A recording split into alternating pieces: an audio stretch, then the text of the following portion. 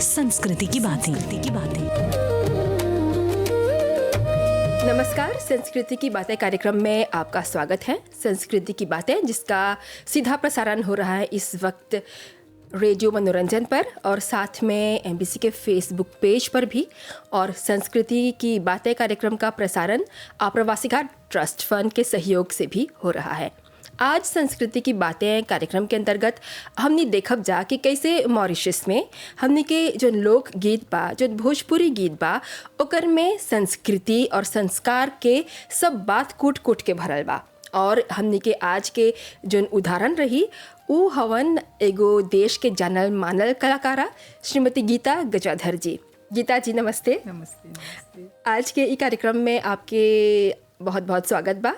और आज के ई कार्यक्रम में हमने गीता गजाधर जी से सुनब जा कि उनकर जोन गीत बा, गीता गजाधर परिचय के कोनो मोहताज नहीं हवन, सब कोई जानेलन। इनकर सब गीत बहुत मशहूर होल बा और आप ई भी देखले होई बा, सुनले होई बा कि गीता गजाधर जी के जोन गीत बा ओकर में संस्कृति की बातें कूट कूट के भरल बा। और खाली संस्कृति नहीं बल्कि संस्कार के बात, परब के गीत और विधि के गीत।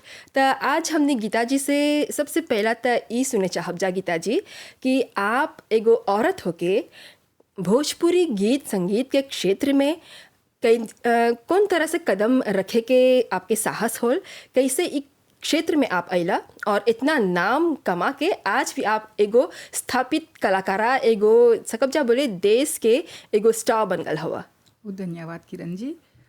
तो कैसे बोले संगीत खुद में एगो महासागर है।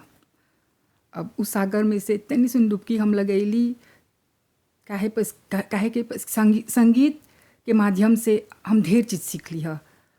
और हमर में चाहवा रहल गाय के संगीत के साथ माता सरस्वती एगो देन देले बा। गुण बा, आवाज में तो सरस्वती बैठल हवन। हाँ, ऐसे तो भजन कीर्तन रामायण सत्संग सब तक करते रही जा। तो जब भोजपुरी क्षेत्र पर कदम रखली तो हमके मौका मिलल सब कालते ऐसा ने संगीत गाए के। और हम खुशी रहा ऐसा ने संगीत गावा जो में कुछ सीख मिली और उसे लड़का लोग भी फ़ायदा उठाए। हमनी के संस्कृति भी रही थोड़ा, हमनी के सब एगो कैसे बोलब एगो मंच पर सब प्रकार के जो सीख बा। हाँ, वो तो हर गीत के जरिए सबके मिली। और गाय के भी हम खुशी ला जब गाप तो हम जाना था कौन सी गावत है। लड़का लोग सीखी, बड़ा आदमी भी खुशी रही और जवान भी खुशी रही, चाहे तेन लोगों के ध्यान रखे के ज़रूर। हाँ। तो अभी आप बोला कि आपके एक गुण बा जो माँ सरस्वती आपके दिले हवन। हाँ, फिर वो गुण के साथ साथ आपके एगो चाह भी रहल कि आप एक क्षेत्र में आगे बढ़बा और सफलतापूर्वक आप आगे बढ़ला। और आपके गीत जब देखिला जा तो आपके गीत में हर एगो सुर बा, हर ताल बा, हर राग बा और हर एगो मौका पर भी आप गीत गैले हवा। नवा ज़माना के भी ख्याल रखते हुए गैले हवा।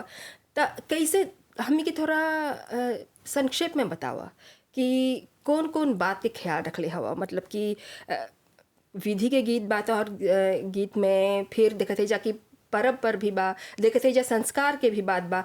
थोड़ा हमने के बोला कौन कौन विषय पर, कौन कौन थीम पर आप गैले हवा। हाँ, गाय के तो ऐसे ढेर बहुत सारा विषय पर गए हैं। जैसे कि तो सबको जानेला मॉरिशस एगो बहुत संस्कृति हाँ के देश है। तो हम बोली जब हर हमेशा एगो नहीं तो दूगो है परब के बाद हाउ परब आवेला, है पूजा के बाद हाउ पूजा, ऐसे सबके ध्यान में रख के कैसे जन्मदिन ललना भी गायला सा। तो ललना के ओकर माध्यम से खुशहाली है ना, तो ओकर बारे में गायला से। ललना जब एगो नया मेहमान आवेला परिवार में, तो चाहे वो कुछ छोकरा कि छोकरी, तो लड़का भगवान हमनी के दिले बात चला हमनी के भगवान के शुक्र धन्यवाद बोले के कि हाँ एगो लड़का आल बा, बधाई के तौर पर ओकर विषय पर एगो गीत गा दिला सा। अब जब लड़का बड़ा होला तो ओकर संस्कार कैसे अभी दिखला सा सब काली ते माध्यम से हमने अपन लड़का के अच्छा सीमा बताएला सा। जरूर। और कैसे हमने लड़का लोग के मारे के डांटे के ये एगो माध्यम नहीं है सबसे कुछ नहीं बढ़ी। लड़का लोग प्यार चाहेला, वो लोग के चाहेला समझे के हमनी के चाहेला ओ लोग के रूप में आए के कहे हमनी त जी गईली सा तो हमनी खोजब सा ओ लोग के हमनी में ढलाई के वो लोग नहीं समझे। बहुत कठिन बात बा। तो है ध्यान में रख के लड़का पर हम गईले हैं चलेला अच्छा बा गीत बा। और ओकर बाद जैसे बोला संस्कार हाँ। अब लड़का एगो गीत सुना था तक बता हाँ मामा दादी की नानी है कौन चीज है। अब काल कोनो एगो लड़का बड़ा रही कि छोटा एगो हमके ऐसा एगो प्रश्न पूछन सता है गीत के माध्यम से ओके ढेर चीज़ हम सिखा देव। वो सीखी तब न जानी हाँ है बा है एगो संस्कार है कि है हमनी के है कि है इसे चाहे गाय के है एगो पर्व होली पर तो एगो होली के गीत ऐसे ऐसे कर करके। और ओकर बाद में तो हमनी ऐसे मिठाई पर भी ऐसे गीत गा देले हैं ऐसे विषय चुन चुन के हम खुशला विषय चुन चुन के। और अथी सब पर्व जितना हमने के पर्व बा और ओकर बाद में आ रहे हैं। और ऊपर लड़का लोग के जवान के भी ध्यान रखते हुए हमनी कैसे बैला से हमनी एगो दूसर जेनरेशन में हमनी यहाँ सा वो लोग नहीं हो सकता। हमनी वो लोग के तनी जवान लोग के ध्यान में रखते हुए ऐसे ऐसे गीत बनाइला कि माजे हवे गीतवा हवे संगीतवा जवान लोग भी आप कैसे हुई ऐसा एगो माध्यम से माजे हमने गीत के माध्यम से वो लोग एगो संदेश मिलता। ज़रूर हाँ। संस्कृति की बातें कार्यक्रम के अंतर्गत आज हमने देखा था जा कि मॉरिशस में जो भोजपुरी गीत चलेला ख़ास तौर पर गीता गजाधर जी के जो गीत बा वो कैसे संस्कृति के एकदम निकट बा बल्कि संस्कृति से समाहित होके आपके सब ज़्यादातर लिरिक्स बा और आपके गीत बा। और अभी ये गीत में हमने सुन ली जा कि कैसे संस्कृति ये खाली विधि विधान के नाम नहीं है। संस्कृति में खाली पर्व नहीं आवेला बल्कि इमें जितना मूल्य बा मानव मूल्य ये सब एकर अंतर्गत आवेला। और हमनी के संस्कृति कितना धनी बा ये भी हमनी सब कोई एकर से परिचित है जा। और आपके एगो गीत बा गीता जी जो उनकी बहुत मशहूर होल बा और ये गीत जितना कोई सुनेला तो ज़रूर भावुक हो जालन जा। और रात के जो भोजपुरी तड़का प्रोग्राम चलेला ई में आपके ई गीत के बहुत फरमाइश आवेला। बात करत है जा माँ बाप के मोल बड़ा ही अनमोल बा। आपके ई जो गीत बा एकर में इतना भाव कैसे कुट कुट के भरल बा कैसे ही संस्कार के बात बा एकर में मानव मूल्य के बा और लड़का लोग के जो जिम्मेदारी है अपन माता पिता के प्रति वो ई गीत में आप लिखले हवा। थोड़ा ई गीत के बारे में और एकर से जुड़ल प्रेरणा के बारे में बोला। हाँ तो कैसे बोलीला सा माँ बाप एगो माध्यम हमनी के भगवान के हमनी के धरती पर एगो लड़का के आई की कैसे भगवान वो तो खुद नहीं सकी आई तो सबके एक एगो प्राण देवेला तो कैसे आप सब तो माँ बाप के माध्यम से जब एगो लड़का धरती पर आल माँ बाप के माध्यम से छोटा रहल लड़का तो माँ बाप सेवा करलक लिखैलक पढ़ैलक सब संस्कार देलक जहाँ ले सकलक। तो काहे माँ बाप हम तब बोला माँ बाप भगवान के दूसरा रूप है। जब एगो लड़का अच्छा से सोचब तो अच्छा से सोचब तो माँ बाप के पूजा नहीं हो पूजा करब को सेवा करब तो पूजा के फल के बराबर है। तो वो खातिर हम हई गीतवा में डले हैं कि माँ बाप के चाहेला हमेशा हमनी के मान आदर करे के जहाँ ले सकब से वो लोग के देखे के छोटा छोटा जो वो लोग के मांग है और तो कुछ नहीं तो खुश रखे के अपन माँ बाप हाँ बस कहा कि माँ बाप तो कहाँ मांगेलन कहाँ वो लोग तो सब हमनी एगो माँ बाप के ओकर खुशहाली ओकर लड़का पर है। हमनी हमेशा सभे माँ बाप हम जानीला अपन लड़का के भलाई सोचेलन सा तो लड़का लोग के भी चला सोचे के कि माँ बाप आखिर कुछ नहीं सकब करे जो नहीं सता माँ बाप के बदौलत से ऊपर भगवान के आशीर्वाद से। तब माँ बाप के हमने चाहे लोग के मोल दे के और चाहे वो लोग के देखब तो थला भगवान के दिखत हवा। और इ तो झूठ बात नहीं है कि जितना कोई अपन बड़ा लोगन के सेवा कर ले बा बड़ा लोगन के खुश रखेलन सा रखियन सा तो वो लोग के भी जो आगे दिन बा खुशहाली से भरल रही। और आशीर्वाद पैसा से नहीं मिलेला। ज़रूर माँ बाप के सेवा करब जितना बुजुर्ग लोग बा तो हर परिवार में आगे अपन घर देके अपन परिवार में जितना बड़ा लोग बा तनी खुशियाँ तनी लोग के बैठ के वो संगे बचेब कि तनी सुन एगो 5 मिनट ओकर संगे रहब तो है बड़ा खुशी। माँ बाप ढेर चीज़ नहीं चाहेला अपन लड़का लोग के खुशी ला अच्छा से देखे के लड़का लोग बढ़ता प्रगति करत हवन सा अच्छा सीमा में जात हवन सा है एगो माँ बाप के एगो बड़का तोहफा है एगो बड़का जो बोला सब भगवान हमने हमेशा लड़का लोग के भलाई पर पूजा करीला सा, भलाई के सोचीला सा। और आपके ई गीत में जैसे तोहरा बोली बहुत भाव छुपल बा। आपके ई प्रेरणा कहाँ से मिलल? आप समाज में दिखले हुई बा कि अभी बोला कि जितना कोई सेवा कर ले होवन जा उ लोग के आशीर्वाद मिलल बा। मतलब कि समाज में ओकर बुराई भी दिखला, ओकर अच्छाई भी दिखला, तो थोड़ा आपके प्रेरणा कैसे मिला? कौन कौन मतलब मामला देख के तोहर में ई प्रेरणा जागल कि माँ बाप पर लिखी जा? हाँ, तो जैसे जाने ला माँ बाप तो हमने के भगवान बोली, कैसे बोली भगवान के बाद आवेला माँ बाप। जी। तो जैसे जन प्रेरणा मिलल संस्कार में जन देखले से जोन बीतेला रोज रोज के जिंदगी में, जितना कोई अपन बड़ा लोगन के संगे हवन सा, वो लोग के देखलन सा, तो वो लोग के मान आदर, वो लोग के संस्कार, वो लोग के प्रगति दूसर है। और हम अभी लड़का अपन माँ बाप के देखी तो लड़का एक दिन भी बड़ा होई, जरूर वो बड़ा हो तब बोली ना हम अपन बड़ा आदमी की सेवा कर ली, तू करिए ओकर एगो गर्व से के साथ अपन लड़का लोग के बोली हाँ तो लोग है सीमा में चलिए सा, काहे हमनी चली तो हमनी फल पैली सा। तू नहीं बोलत है कि मजा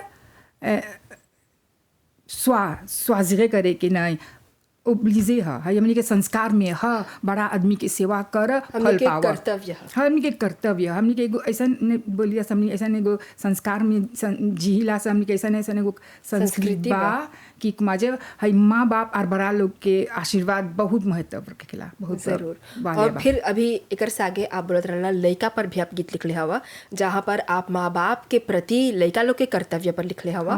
हौजे पर नवा जन पीढ़ी के माँ बाप लोग बा उ लोग के कौन कर्तव्य बा अब अपन लड़का के प्रति? काहे कि देखत है जा हमनी के समाज एगो ऐसा समाज में जियत है जा जहाँ पर बहुत जल्दी सोशल मीडिया के असर से लड़का लोग बिगड़ जाता। तो आप लड़का लोग पर का लिखले हवा और कैसे ई प्रेरणा मिलल, थोड़ा एक बारे में बोला। हाँ, जितना नवा पीढ़ी के माँ बाप लोग हवन सा वो लोग से हमार मांग है कि लड़का लोग पर ढेर कैसे बोला ऐसा माध्यम ढेर स्ट्रिक्ट नहीं रहे के, काहे लड़का लोग हम लोग के चाहिए जाने के कि वो लोग कौन चीज चाहत हवन सा। जरूर हमने कैसे जी गईली सब वो लोग के जिए के बात हमने से बोले हमार फांसों में जी, हमने बोला कैसे हम हई संस्कार के ऐसे पहना हिला, ऐसे ओढ़ हिला, पहने ओढ़े में कुछ नहीं बा। वो लोग के जो प्यार पाई खातिर एगो माँ बाप अपन लड़का के साथ रख, जब मैं लड़का नहीं बिगड़ी, लड़का दूसर सीमा में नहीं जाए तो माँ बाप के चाहिए लड़का लोग के ऐसा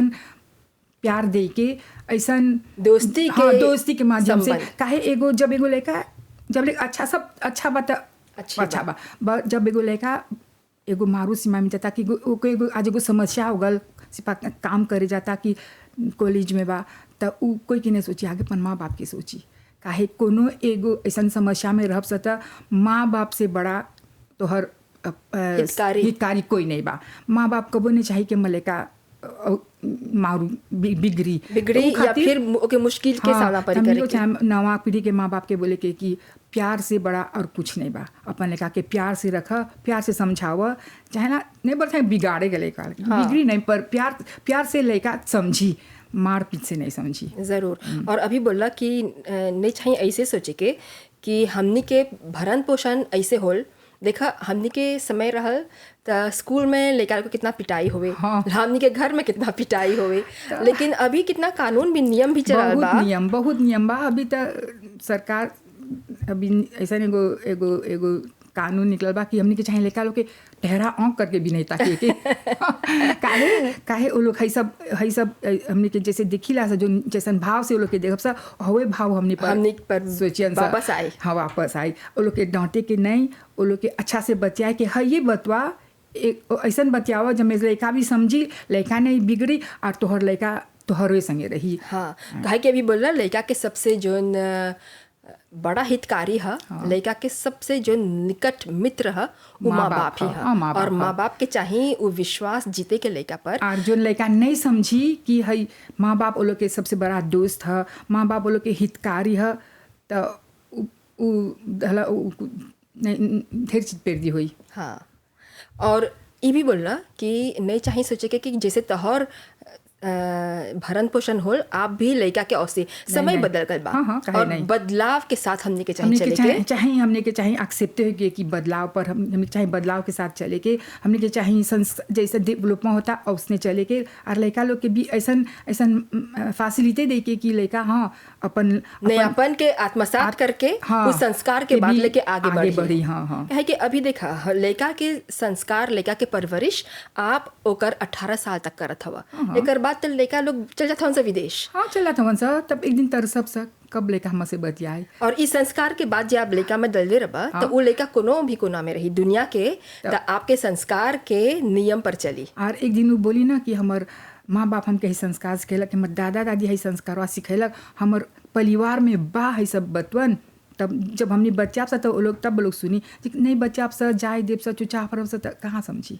और हमने देखा थे सर कि विदेश में कैसे माँ बाप और लड़का के बीच फासला बढ़ले जाता और एगो संस्कृति ही है एगो संस्कार ही प्रेम मोहब्बत ही है जिनसे कि घर के माता पिता और बुजुर्ग लोग के और लड़का लोग के जोड़ के रखे ताकि वो लड़का कहीं भी रही तो ओकर दिल में ओकर मन में अपन परिवार के प्रति भावना रही अपन परिवार के प्रति प्यार रही। जब अब ओकर देश में कोनो पर्व होता तो ओके मन करिए अपन देश में आवे के नहीं। तो अब हमने गीता जी आपसे थोड़ा जाने चाहब जा कि आप विधि गीत पर शादी के विधि जोन बा ओकर पर भी कितने गीत लिखले हवा अलग अलग विधि है एगो शादी में तो खाली शादी ही लेबा तो कितने गीत सकबा लिखे और लिखले और गैले भी हवा थोड़ा शादी से जुड़ल जोन विधि बा कौन कौन गीत गैले हवा कैसे उस सब गीत में कौन कौन भावना बा थोड़ा एकर बारे में बोला।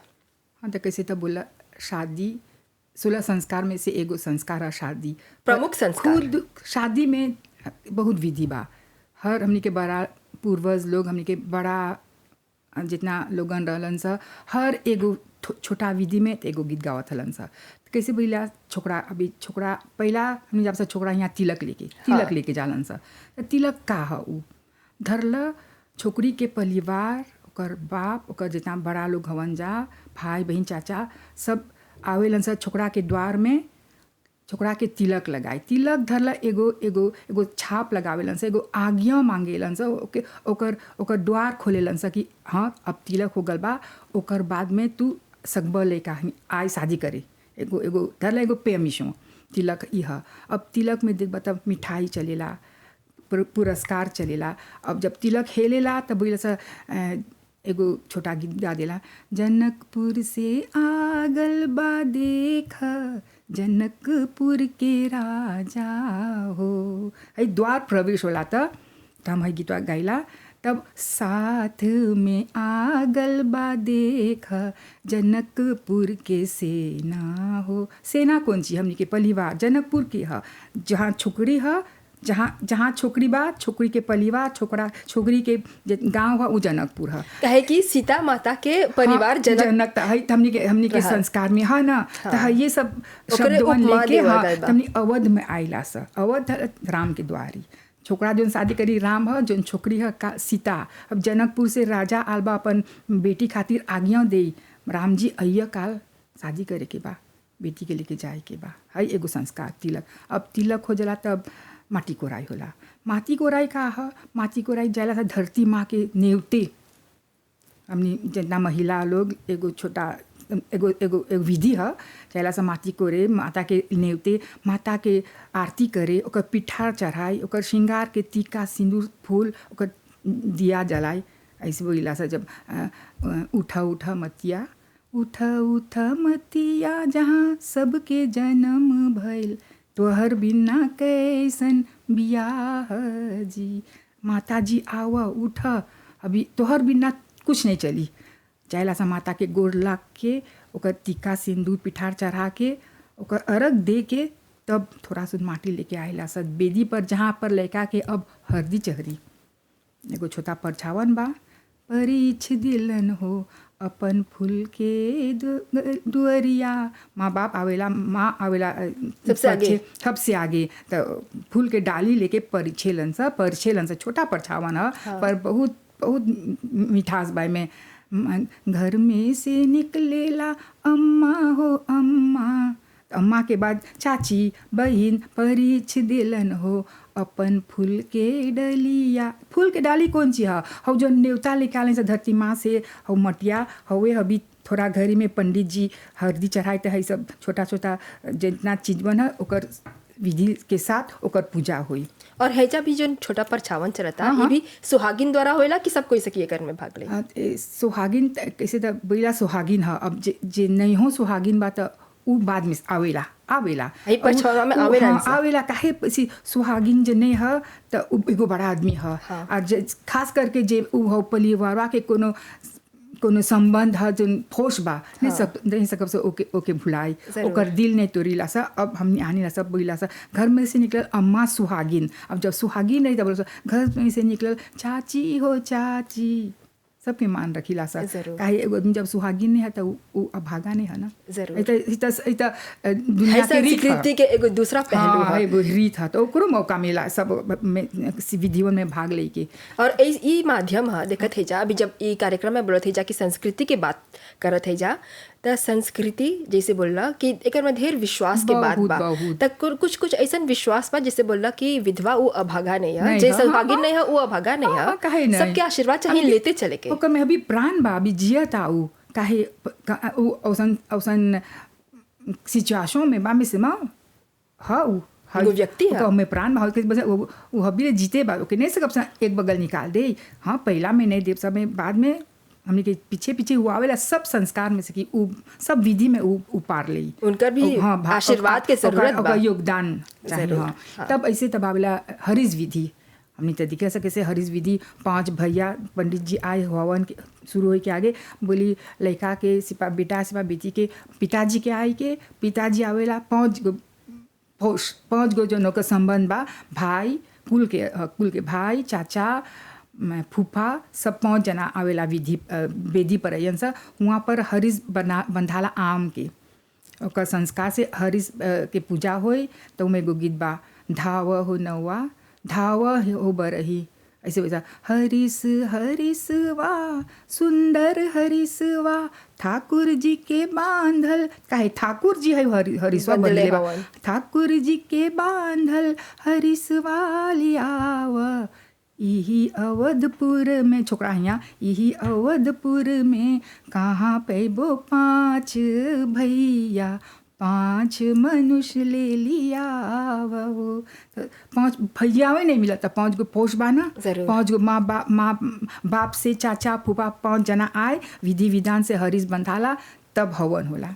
तब हवन में पहला घी चढ़ला तो ऊपर एगो बीजबा होम भैले जाप भैले धुआं आकाश गईले। धुआं जला घी के जो धुआं उड़ेला सगरो फैलेला तधला उतना जितना जगवन बा ओके प्यूरिफाई कर देवेला। तब दादा के देव सब आनंद भैले घी के माध्यम से आज घरवा जग भैले। जहाँ सदिया होता यहाँ जग हो गल दुनिया आज घरवा जग भैले। तो ऐसे वैसा चाचा के देव बाबा के देव फूफा के देव भैया के देव मतलब पूरी सृष्टि ये पर बा ये है। तब बड़ा लोगन से शुरू हुआ तो ऐसे बहुत विधि बा शादी में बहुत विधि बा। तब हल्दी आवेला पहला भी अभी हल्दी पुरुष लोग चढ़ा दे पंडित के बाद तब मतलब सर पहले हल्दिया देखा बीप्र चढ़ावेला पंडित बीप्र चढ़ावेला बीप्र चढ़ावेला फिर से सजन सब लोग सब कितना बहुत कैसे बोला संस्कारी हमनी के जो है हमनी के जो संस्कार बा बहुत भाव होला बा देखबा तब दूसरा दुनिया में दूसरा दुनिया में और सच में ये सब गीत जब गवाला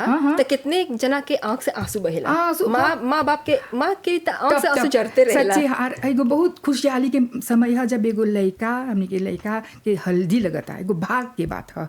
और हल्दी के कैसे एगो गीत बा हल्दी के घड़ी बा बड़ा सुहावन सच्चे के बहुत सुहावन काहे कि एगो भाग है। और हल्दी में कितना महत्व बा उ तो एगो औषधि है। हाँ। हव हरदी से हव जब लड़का के दुल्हा कहे छोकरा है कि बेटी ओकर शरीर के पवित्र करीला सा, ओके सुंदरता निखारे और ला जा। बढ़ाएला सा। ऊपर तेल डाल के बारी बारी सब कोई आवेला ओकर अचार डाले कैसे करीला सा ना। पूरा परिवार, बहुत पूरा खुशहाली की बात कुटुंब, है। जब हम पूरा गायला समाज। कितने शादी में जाइला गाय तो हम भला हमर मन नहीं भरेला, पर हाँ तो हमने के एगो संस्कार, हमने के जो बड़ा लोग है सब गीतवन लेके आल हवन सा, तो हम है ये सब गीतवन कुछ इमें ढेर बड़ा सांसमा नहीं बा। हम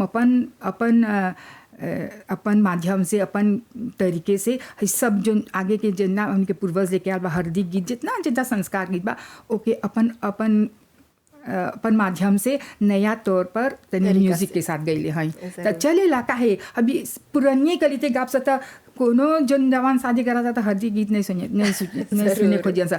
हवे हरदी के गीत हम गाँव नहीं था दुल्हा जला नाच के हरदी डालावेला। हवी गेली है ये दिमाग के हाल में गेली को हरदी गाई था दुल्हावा कैसे बोल दुल्हा जी तब पेड़ उठ के नाचे के हमरे गावत है हरदी चढ़ा था वो तो और सब परिवार से झूमत हवन सा। तो ऐसे हाँ उमर एगो खुशहाली एगो भाव और हवे हमने के विधि के गीत वो भी चला था। एगो टुकड़ा गा के सुनावा था।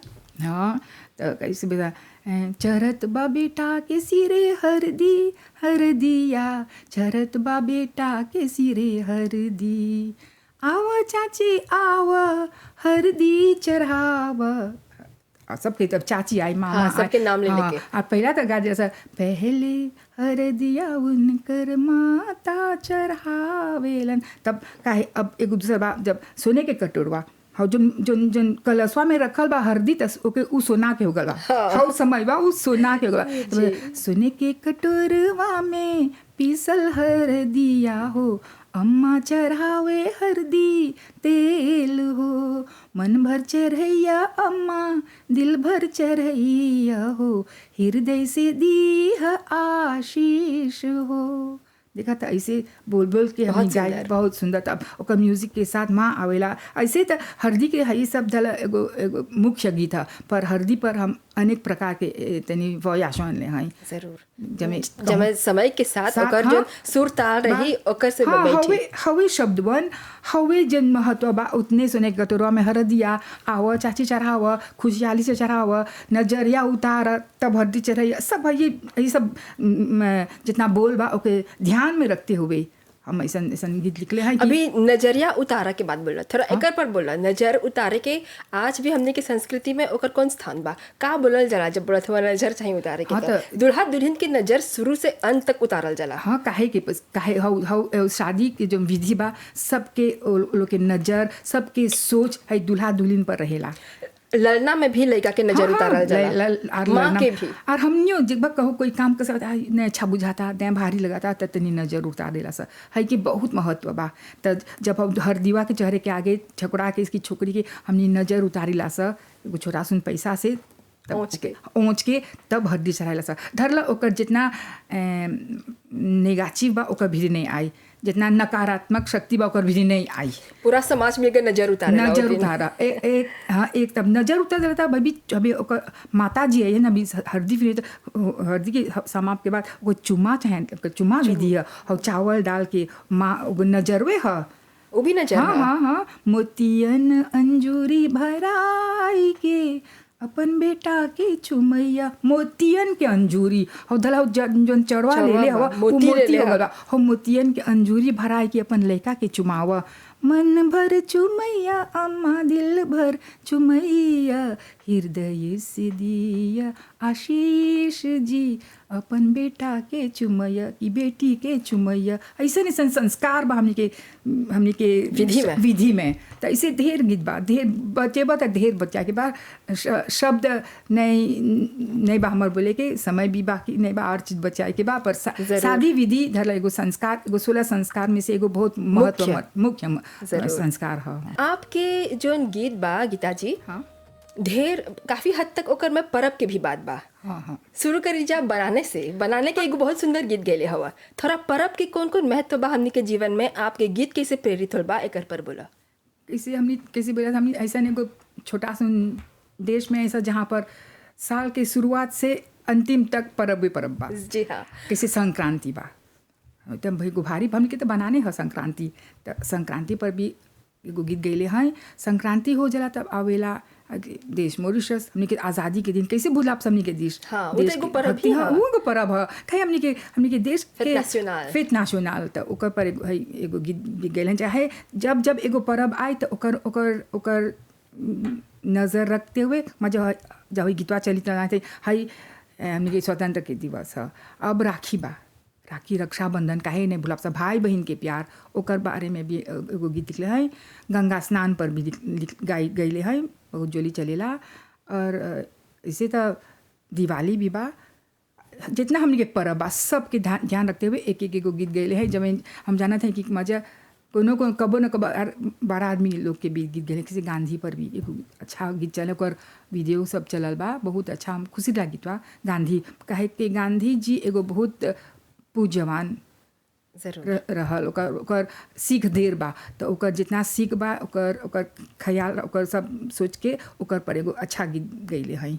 और जब परब के बात करत हवा था हमने के देश में जब संघर्ष चलत रहा, हमने के देश हमने के पूर्वज लोग के जोन दयनीय स्थिति रहा लोग के सुधारे खातिर, तो जोन समाज सुधारक लोग रहलन जा बोलले रहलन जा कि जे चाहबा आपके देश में एकजुटता, जे चाहबा कि आप में आपसी मेल मिलाप रही तो बहुत ज़रूरी बा चाहे परब मनाए के चाहिए। हाँ। और तभी से शुरू हो ये सब परब मनावे के। गंगा स्नान जैसन परब हमने के पूर्वज लोग यहाँ नहीं मनावत रहन सा।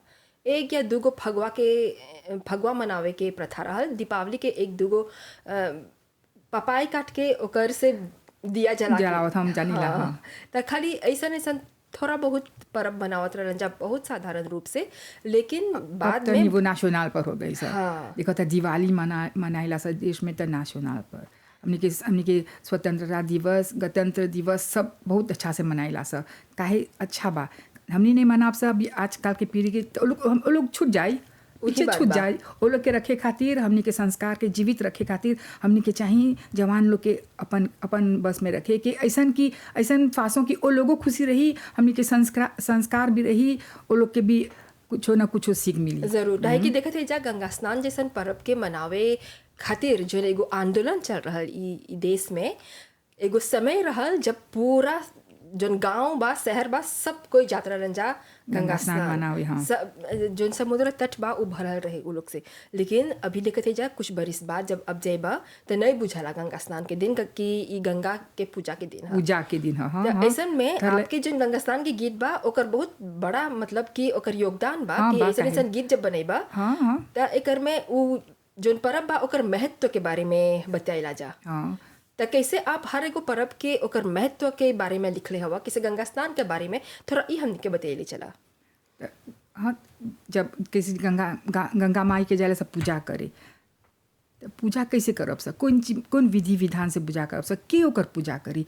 खास करके हमनी माता बहन बड़ा दादा दादी सब साथ में जाब सर, ओकर पिठा चढ़ाब सर, ओकर फल देवब सा। गंगा माँ से पूजा कैला सा माँ कैसे तू संसार में बहत हवा और उसने हमनियों के संसार नहीं सकब सा देखे ओकर माध्यम से हमनी संसार देखिला सा। काहे गंगा आल बा शिव जी के चोटी में से निकल के त सगरो फैल गल बा।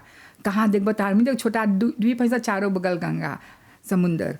तब ओकर हमने के चाहिए ओकर महत्व जाने के ना कि गंगा माँ भी एक ओकर एगो माध्यम है कि पानी बिना तो हमने नहीं सकब सर रहे। आज हमने पानी की पूजा करब सर तब काल ना हमने के प्यास बुझी तो चाहेला सब में एगो आभारी रहे कि सब चीज़ के एगो आभारी। हाँ भगवान धन्यवाद जोन मिलल बा जितना मिलल बा हमने के सोचला से कुछ नहीं हुई। जोन परम पिता परमेश्वर बा जोन भगवान मानिला सा ओकर महान शक्ति से सब चीज़ एगो पत्ता के पत्ता भी नहीं हिली आज जो चाहिए तो एगो पर्वत भी हिला दी। हाँ। और फिर अब राखी जैसन परब, राखी रक्षाबंधन आगे एगो समय रहल जब सब घर के औरत लोग घर में रहत रहल, सब कोई आज जैसन काम नहीं करे। ढेर कोई घर पर रहे। अब तो सब कोई के अपन तौर पर अपन लोकी हो गल बा। मैं जब किसी बोलबा रक्षाबंधन एगो भाई बहन के पवित्र पर्व है, सबसे पवित्र पर्व भाई बहन के रिश्ता है।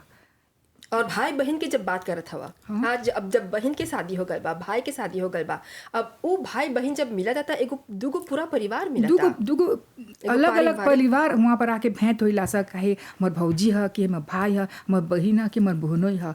रक्षाबंधन के दिन हमनी तो जाला सा राखी बांधे त हवे एगो मौका ह जहाँ सब भाई बहन मिली, एगो तनी सुन भोजन करब से साथ में सुंदर सबसे परब जहाँ भौजी भी देखबा कोजे लेके रही हाँ घरे, भौजी हाली सुन जाके राखी बांध के चला हम कहे ननद लुगाई के ननद बा लुगाई के बा। ओकर लइका लोग के देखे बा पका चुका के सब रखेलन स। हाँ, हई त मिठाई बना के मिठाई भी बनाए के। और जब राखी के गीतों में सुनबा गीत में त किसे लता मंगेशकर जी गावेला त जितना भाई बहन उ दिन नहीं सकेलन से मिले त सचमुच एगो दिल दुखाला। हाँ कितना दूर रबे बहन आओ राखी के दिन हमके नहीं भूलिए। हमार भाई बोला बहन कहाँ रबे राखी के दिन हमके नहीं भूलिए, कोनो माध्यम से हमके आके राखी बांध के जो। और एक सबसे बड़ा बात त ई बा गीताजी आप मन बा कि राखी के माध्यम से जब ई सब परिवार जुटता त लड़का लोग के भी सिखावत है जा कि कैसे चाहेला भाई बहन में कहे चाहे कुजिन ही काहे नहीं रही हाँ चाहे वो संबंध के गहरा रखे के, और ई मतलब संबंधी दुनिया में आपके हमेशा काम एकर बहुत एगो मोल है। कैसे हमनी के जो है हमनी के जो संस्कार बा बहुत भारी संस्कार बा, ढेर महत्व बा, ढेर सीख बा, ढेर माध्यम बा लड़का लोग के आगे बढ़े के, लड़का लोग के सिखाए के, लड़का में प्यार बढ़ाए के, वो लोकेशन तौर से ऐसा एगो रिश्ता में बांधे के कि हाँ जने से ही हम के माँ बाप सिखैले बा एकर महत्व बा, और बड़ा ले वो लोग में ई रही। हाँ काहे नहीं और वो लोग भी अपन लड़का लोग के ई सब सिखाई। हाँ और फिर अब जब ये सब परब के बाद बचा थे जा त बनाने के बाद बोलत रही, बनाने पर भी आप एगो सुंदर गीत लिखले हो गईले हवा। मॉरिशस में जोन तरीका से हमनी नवा बरिस मनाइला जा, दूगो आम छुट्टी के दिन रहेला, उ दुनिया के कोनो देश में नहीं बा। और मॉरिशस में कैसे परिवार के साथ सब परिवार जुटेला, 2 तारीख के पहला तारीख के सब कोई जरा पूजा पाठ करे, नमस्ते बोले, आशीर्वाद ले।